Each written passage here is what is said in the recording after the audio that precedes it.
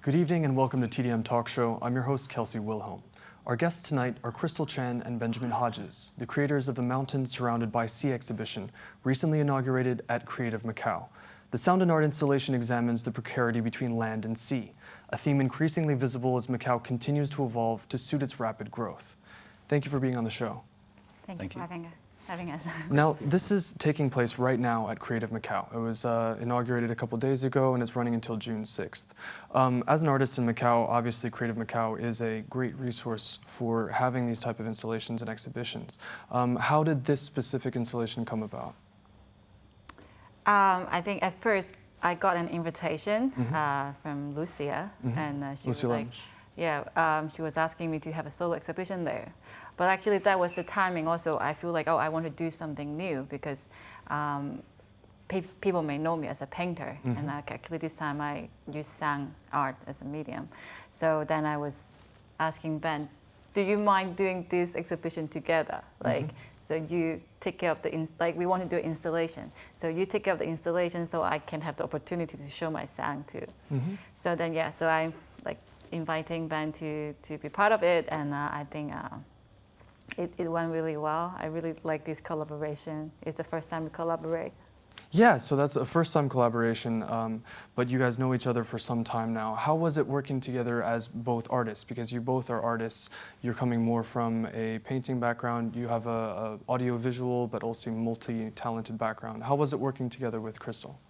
Well, I think luckily we have the benefit of each other's perspective just personally. So we've commented on each other's works. I certainly was a fan of Crystal's painting, and seen her career continue to mature and kind of go in these different directions. So I was very excited by the idea of her moving into sound. And then, so I think we complement each other very well in that way. And we have these different cultural perspectives, obviously. I'm from the US and Crystal's here locally. But I think we found this theme of the land reclamation as a really good meeting point. And we debated different aspects of something being more autobiographical directly. But really we focused on this idea of the new spaces that are being created, whether they be for housing or more infrastructural. But there's something about longing and desire.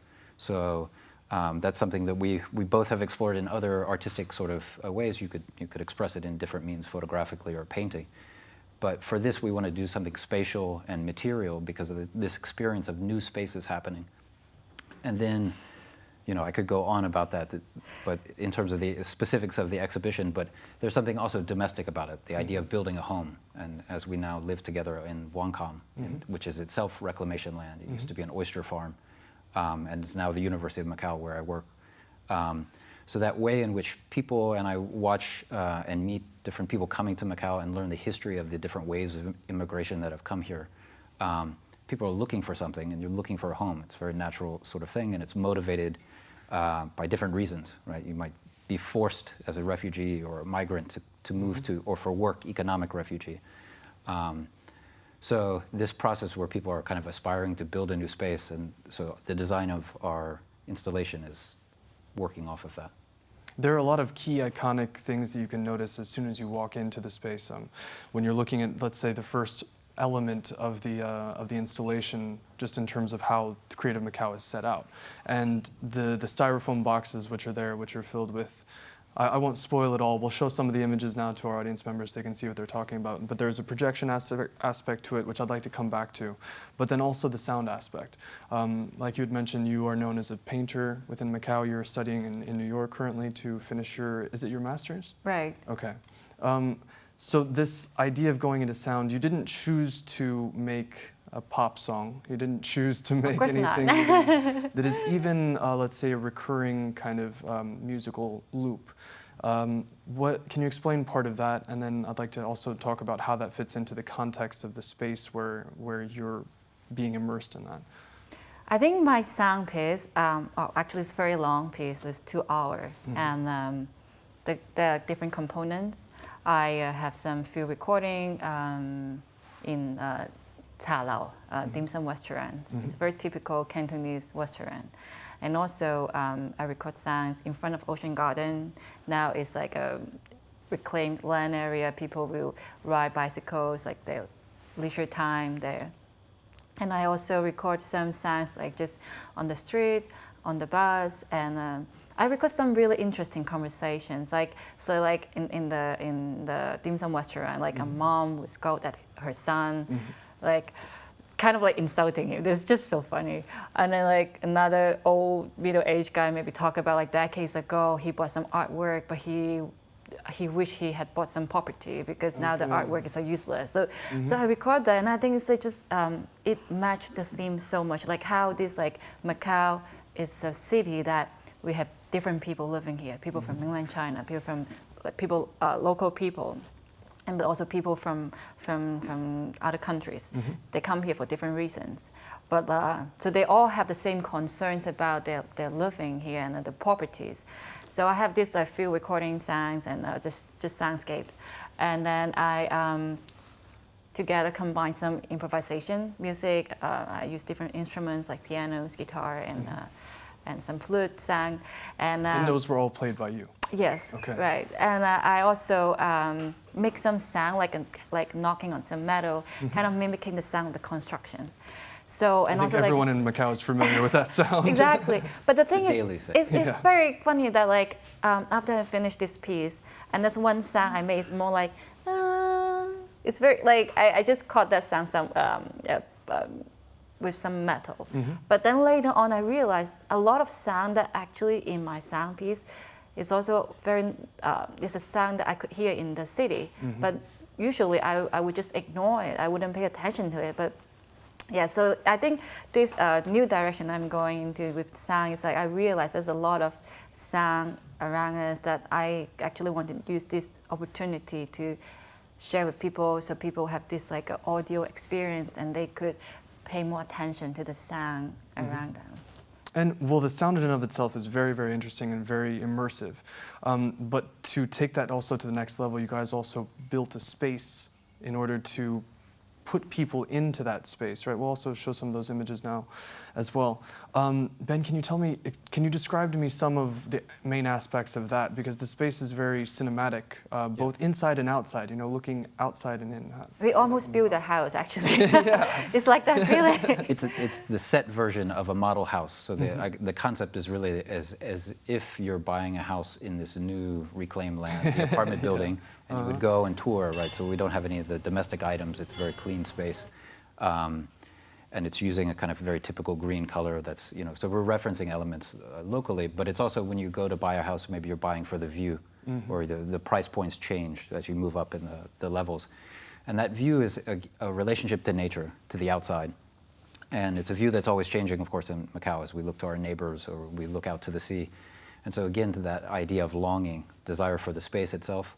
And also we had built a very large picture window that you look through.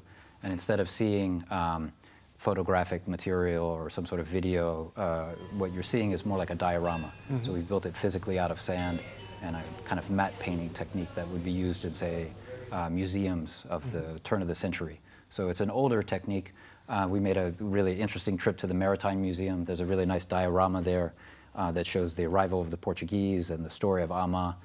And when you sit in a certain space, we have a nice bench, which everyone can enjoy when they come there. It is very comfortable, yes, I have to say. So it works well with the length of the piece. And we built a surround sound system, so there are like 5 speakers there.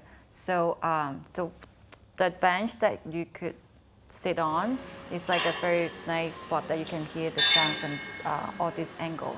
So it creates a space for reflection and contemplation, and you hear the sound. It's very immersive in that sort of way, as the way Crystal just described with the surround sound. It's not just a playback, but it's also the ideal view for looking through the window.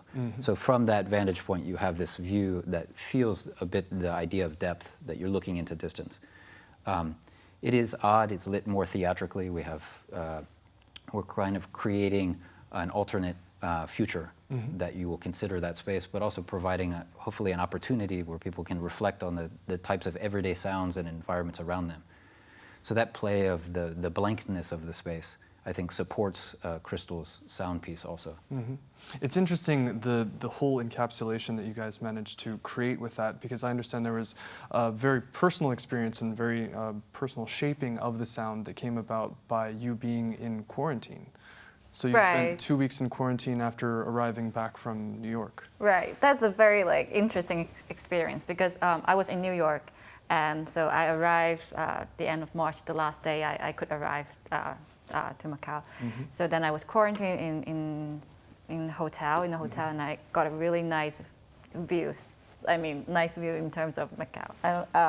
So actually, very there's authentic view. there's a mountain, and then but there's a construction site, and then there's a development the hotel, mega hotel, and then there's the Kolowan Hospital just finished, I think. So in front of me, so 14 days I spent with that view, and at the same time I'm editing my sound piece. So actually, it just really resonate with what I'm doing.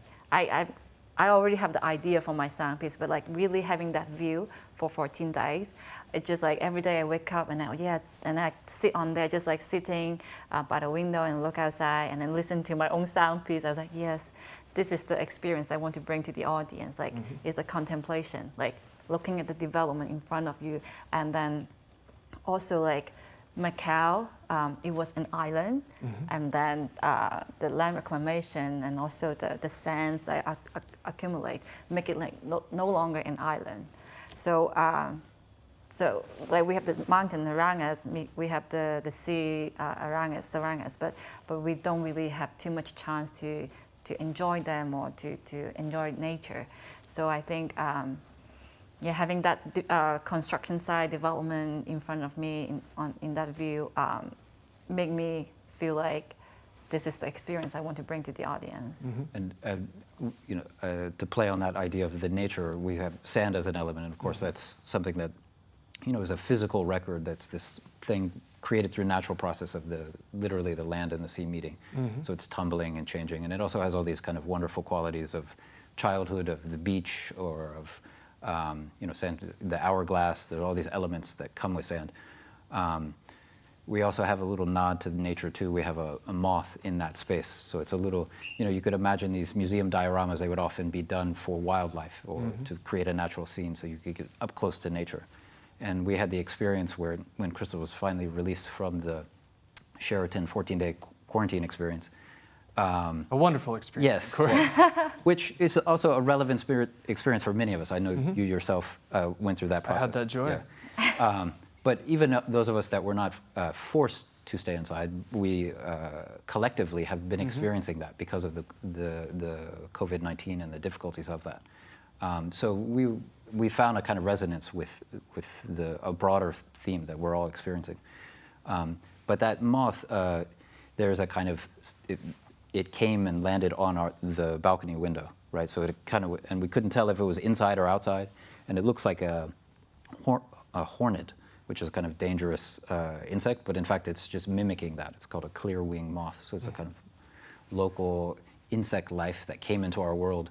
And I think many of us have become more attuned to nature as we were kind of kept inside. So that little bit of nod to this question of precarity, that we play with that theme in the language of the exhibition.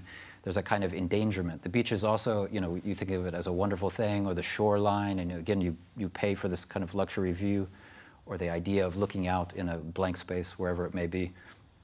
But there's also something very physically and potentially threatening, forces that are larger than yourself. And the theme of Mountain Surrounded by Sea is a direct translation, like a literal translation of the title of island, or the characters for island in Chinese. Okay. So we're playing with that metaphor in a way too. Not that there is one specific mountain or one specific sea, but this kind of play back and forth. And land reclamation is that process. You can see it literally happening. It's kind of a fight almost between the forces of nature and man's desire for building a more ideal world for themselves. Yeah, and I have to say, I think the first inspiration we really have is maybe because when we take the bus from Taipei to Macau, and every time we are crossing that bridge, I mean, a few years ago, it was still sea, but now every day is it's just more sand and more sand. Now it's becoming land, almost land already. So I think that repeatedly happening in front of our eyes is a very strange feeling. And I'm from Macau, and then I think I even though in the land reclamation history, there's a lot of land in Macau, actually it's land reclamation, reclaimed land. But I think this time, like, by the bridge, is something is like so for such a long time, we always think there's a sea or ocean there, but it's now disappearing. It's really like hitting me, like really, it made me think about it a lot. Made me think Yeah, think I understand. I about mean, it. we have reclaimed a lot of land. Just Kotai was something like 5.2 or 5.6 square kilometers. Zone A and the Hong Kong Joy Macau Bridge. The construction of the Hong Kong Joy Macau Bridge actually led to a shortage of sand coming into Macau to then construct these new reclaimed islands that we have. You mentioned you are from Macau. You know, it's a different perspective on the city because you've had a longer time to see it. You moved here in 2008, so you still saw a lot of the growth that Macau was going through. Does that help in terms of an artistic sense? And particularly towards this project, is there a sense of sadness or a sense of growth that goes along with it? Well, I mean, it's easy to be nostalgic about the past, right? And that's a feeling. So I think that idea of working from feeling is certainly something that I think is a good basis for any artistic project. And I don't know if that's been my relationship to Macau as a nostalgia, because there's the otherness of coming as a new immigrant, and I think misunderstanding. So for many years, you know, it's just a kind of keeping up with things and trying to share and learn. But for instance, not to move things too quickly, but the other part of the exhibition is a reference to the kind of seafood restaurants that are very typical. So you would normally choose your seafood out in front, right? So that could be seen as a kind of exotic thing. You know, it's strange. It's like, why is this on the ground, or why is it in these styrofoam containers? Why, you know? But I think only now, after being here 12 years, I feel comfortable, and I have a personal memory. Very often after art exhibits, we would go to the waterfront over in Inner Harbor of Macau and have that collective experience of eating and just enjoying each other's company and sitting outside. So when I thought about the history of Macau's fishermen and the kind of relationship to the nature and to the sea, I thought about that and I said, well, that's not my history, so I can't be nostalgic about that in a certain way. But I can be nostalgic about having those meals and enjoying that company. So the materials we use for that part of the exhibition are the styrofoam containers. And I have a background in 3D animation, so putting there, using the 3D animation not necessarily to make it better because it's more detailed, but it's to talk about the idea of the artificiality, and it's more like a ghostly type presence that are projected into those containers. Like a mirage. Yeah, like a mirage, which is kind of a theme that we played on. And then in this kind of research, this is a wonderful thing about these kind of projects. You just keep researching these themes, like whether it be land reclamation. It's a never-ending process. Yeah. It's a good thing that you have a partner to collaborate with, because we can just always talk about it, and then we wake up and talk about it, and then so I think it helps our exhibition to evolve. So one of the things I learned about the mirage is that in Chinese mythology, or Chinese traditional mythology, there's the idea of the clam monster. And so mirages are formed in that theory as the dreams of the clam, which is something really wonderful and fantastic. And it put me in a place of imagining sailors, whether they be from Macau or Portugal or from the US, traveling at sea and imagining what is an optical phenomenon, you know, of the refraction of light on the horizon, where you would see some sort of strange oasis or figure, and trying to make sense of that. So here we're trying to play with the idea of a little bit. We have oysters there. There's like the dreams of the oysters. Streams, the typical streams. Yeah, the mantis shrimp, the kind of longer, you know, things that are, again, things that were exotic that actually are now familiar, and one can be appreciate as good seafood also, right? Hey, now I'm getting hungry. Yeah. Crystal, I mean, you'd been away from Macau while you were pursuing your degree in New York, and we all know that Macau has changed so quickly that even sometimes you could be away for a year or 2 years and you come back and the skyline is different. I'm sure that you saw that with Hengqin, and obviously the very visible land reclamation which is happening in front of Ocean Gardens right now. What do you think in terms of an artistic sense when you're going away and coming back to a different Macau? How does that reflect then in your artwork? I think, like the first time I left Macau, I was 18, and then I went to study in Taiwan. I mean, I think for me, somehow I never really feel like I have a root from Macau actually, because maybe because my parents, they were not from Macau, they were from China, and they moved here, and I was born here. So I think my relationship to Macau is like less of like Macau is my home. I don't know why, I didn't really have that kind of feeling. So then, so I always feel like my relationship with Macau is a little bit like distant, like I'm part of it, but I'm not really. But like always, like I'll always go to another place and come back, and I think it kind of creates a complex feeling. Something like I can't say I miss the old Macau or I wish things are still the same in the 80s. I think development is like inevitable in some way, and then we, especially this time, we learn more about the Macau history. Like 2/3 of the land is actually land reclamation, and make me think of actually yes, like throughout my childhood and growing up, I'm always living in the new land of Macau. I was never living in the original land of Macau. I wasn't. I'm not like one of the person living in Gosita.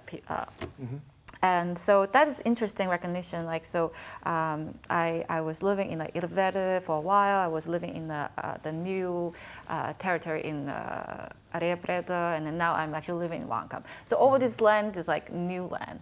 So I think that make me.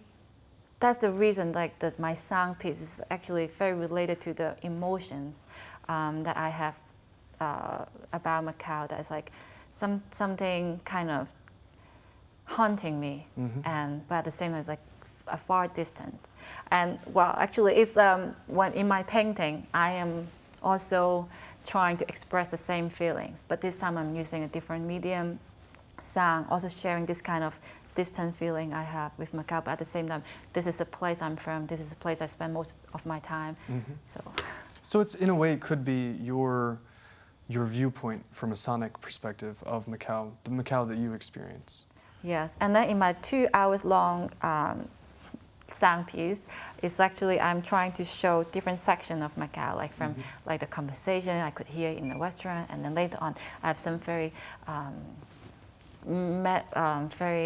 emotional like piano sound, because also one very interesting element, I think, living in Macau is like you can always hear the piano practice from your neighbor. Oh yeah, yeah.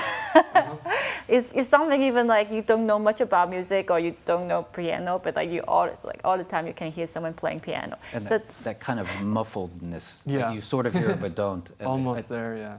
Pieces of Crystal's work, or it really has an almost underwater vibe for me. Like you're in that space, it's like you're submerged, and like the pinging sounds of sonar or something like that. You know, something's happening, but you can't quite make it out, sort of thing. So yeah, so it's like the sound is like all this coming, like it's actually in my mind, but I never really realized. But I think making this sound piece made me realize that yes, all these elements that I put in my sound piece is the sound that I've been hearing in Macau. That's great. So like it's like a story. Like I think if because I at the beginning I don't know if I should keep the sound piece as 2 hours, because I wonder like would people stay there for 2 hours? Come on, maybe not. But then I think at the end I don't want to shorten it. I want people to have like every person, maybe they have different experience in the space. Some people can stay just 5 minutes, but some people can stay really long as they want, and then they have the whole journey with the sound piece. It's interesting you mentioned that each person has their own experience of the exhibition itself, because also, Ben, you had recently written something as well, which has a very catchy title, Kick the Dead Rabbit, Tuxedos, Movies, and Cosmopolitan Urban Imagery in Macau. Maybe it's a long title, too. It is a little bit long, I have to The first part is interesting, the latter. Kick the Dead Rabbit, Yeah. but that is literally the phonetic meaning of tuxedo in Cantonese, right? Yeah, so tuxedo is, I learned, is kind of like a play, like a joke play, but in English, tuxedo is a type of, a formal wear, which is not something I knew very much about. But in doing a piece I was researching, I teach film and video production, the history of Macau as a movie set, as a place that Hong Kong, Shaw Brothers, and different productions would come to shoot Wong Kar-wai, right? It's a place that represents itself, but also represents, again, aspiration and desire. all of your, David Beckham marketing campaigns, right? And as a tourism city, it's a place that is, again, aspirational and representing itself as a place of the world, which is interesting because I think sometimes when we talk about Macau, it's this kind of provincial or the not Hong Kong, part of the Pearl River Delta, but actually, living here, of course, everyone knows we're the older brother, right? And Hong Kong is the younger brother. So this idea of the tuxedo as a form of dress and a symbol that shows up in all of these gangster films and Hong Kong productions that are representing Macau as success. Like, what does success look like? So in this particular exhibition that we have now, it's more the home as a representation of that. And again, the idea of nature and the view. But I find it very interesting to have those kind of threads. And then when I think about my own background in the US, to learn more about, say, Chinese-American experience, there was a nightclub in New York called the Tuxedo something. I cannot remember it now, right? Macau? Is it called Macau? No, I think it was because Tuxedo became a reference point for success, and it's a place in upstate New York that people would go to, so that's why it's called Tuxedo, right? I believe it's a Native American. But I will have to check my own article to I have a land reclamation on the brain. There is a crossover, though, between the Yes. tuxedos and the land reclamation. Yeah. Everybody's given this image of what Macau is, whether it's sold to them before they come here, whether it's somebody who has lived here for a certain time, a long time, such as for myself. I still do not have the same perception that you would have of Macau because I wasn't here all of that time. But then also the idea of, Cotai being reclaimed land in of itself, we've built the image that, let's say, the majority of the world then sees of us. Yeah, and Studio City, right? I mean, Yeah. these are fictions of the future and of place too. That you knock on it, it's kind of there's the idea of Potemkin village. That they took the Tsar out on a train, and when he looked at his territory, they had built false walls, false buildings to make it look like the development was finished, but it was not finished. Of course, the development in Macau is not just a false front, but the image that is sold. And when you look at real estate advertising and all these kind of marketing, which is a necessary thing, it's not an evil, but we can learn from it. And I find it very interesting when you look back, say, at films from the 90s or 80s, 70s, earlier history, you can see more clearly those changes that have happened, right? In the sense of what we idealize as home now or represent as success. So when you look at the advertising that's currently up around Macau for new developments, it's hitting to those desires of new generations for a home. But maybe it's pulling on older representations of what it is to be a man or a woman. There's gender dynamics that go on in that. I think one interesting thing, Crystal's work is oftentimes dealing with or her painting work, figurative work, is oftentimes using the body in juxtaposition with space. And there's a long history, of course, that's the history of art. But we have taken out the people in our exhibition. Yeah, I think our work, we move away the people from this work. So I think we want the audience actually be part of the people in our piece. It's a little bit like interactive piece here. So like people actually is part of our exhibition. And also I want to add on because you brought up the article. I think that's one thing about your article, actually also one of the trigger is you mentioned something like Macau is a place people would escape to. So I think that is the idea, make us think of, yes, Macau is always in this movie, people would, like a James Bond will run to, and then gambling, casino, and yeah, it's like two different types of, or multiple different types of escape. There's escape of leisure and pleasure. Yeah. You go to forget the other world that you're a part of. And there's also, the escape of needing to get away from the bad guys, whoever that, or the bad situation. And so that's where, interestingly, Macau becomes a part of this cosmopolitan world. It's selling itself as a place of escape that is separate from something. And that's its advantage, that has created so many opportunities for us in a way. So in the history of Macau also, we see the increasing population. And, well, if we talk about Macau, 100 years ago, it was a fishing village, right? Everyone knows. But then like came the Portuguese, and then later on, I think during during the history, like the Cultural Revolution or the Second World War, the Opium War, it's actually a lot of people from mainland China, they would come to Macau also. It seems like Macau is a place that people kind of found their way out. Yeah. Yeah, and then so. And refugees being welcomed as well. Right, like I think in the 60s, there's an anti-Chinese movement in Southeast Asia. So people would come to Macau also, and like for more recent years, like different people come to Macau for different reasons. I mean, you guys come to Macau for different reasons too. So I think like Macau become a place that people feel comfortable to kind of hide their identity in some way. I don't know, like or just it's a place that they feel like they could build their home. So but then like there's not enough land, so then we have to reclaimed land. So I think this is also a question. I think in our exhibition we think, oh, Macau is a place, but who is allowed to be here, or like whose land, or how many land do we need? How many population can we really host in this tiny city? We'll see. Yeah, it's going to be with 40 million tourists per year. It's going to be very interesting to see how. Well, I mean, this year is probably going to be the test of how Macau recovers and how we come back to that. Unfortunately, our time is drawing to a close, but I just wanted to ask one more question. Within all of this rapid development, within everything that is happening in this lack of space, there is still the artistic space, as you guys have just evidenced by creating this installation. Do you think that art in Macau is going to continue to keep up with the same pace as the development? I know this is an open question for both of you, and it's not an easy one. It's not. Do you have an answer? I try to get started in a way. I mean, one, it's great to have this opportunity just for this exhibition, because there was a lot of doubt whether something would actually be done. So the importance of just physically getting together with people, that's something that I think we're all newly attuned to, right?